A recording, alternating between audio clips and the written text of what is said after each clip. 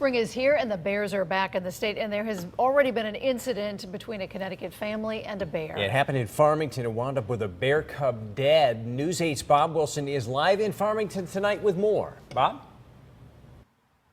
Yeah, out here in Farmington, it's a lot of wooded areas. There's a lot of trees. The highway is just over here. And stuck in the middle of it was one man who had a dog out in the backyard, and it was tethered to a run. And that's when a mother and her two cubs came into the backyard. He got scared, and he took aim with a pellet gun just to try to scare it off, and the bear ended up dead. You keep a close eye on the kids and everything? Always keep an eye on the kids. Pat took pictures of the mother and her cubs just 2 houses away from where his children play. Deep says the neighbor had his dog tethered to a run, so fearing for his life, he shot the cub with the pellet gun to try and scare it off. This is the picture of the cub through the trees as it's down on the ground. Neighbors could hear it blocks away. I could hear the cub whining and crying, so the bear was down and the mother was obviously not going to leave him. The Environmental Conservation Police say it was an unlucky shot in the exact wrong place, and the bear was paralyzed and had to be put down.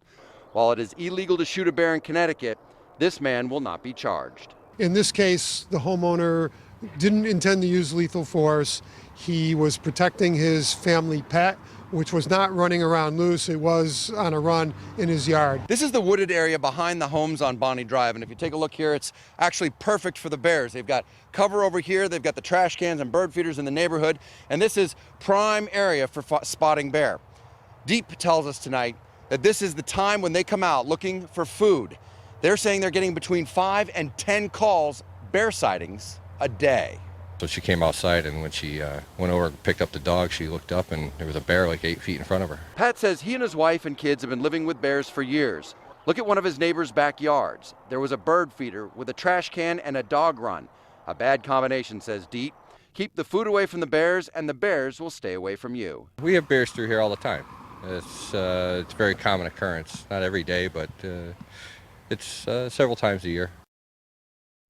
And I want to make it very clear, it is illegal to shoot a bear in the state of Connecticut. The law is very specific, and there's a very, very narrow margin for when you can. And that just the idea is really bang the pots and pans, stay out of their way, make a lot of noise, stand tall, try to scare the bear off your property, call the police. Shooting it should be a very last resort. I'm Bob Wilson reporting live in Farmington, News 8.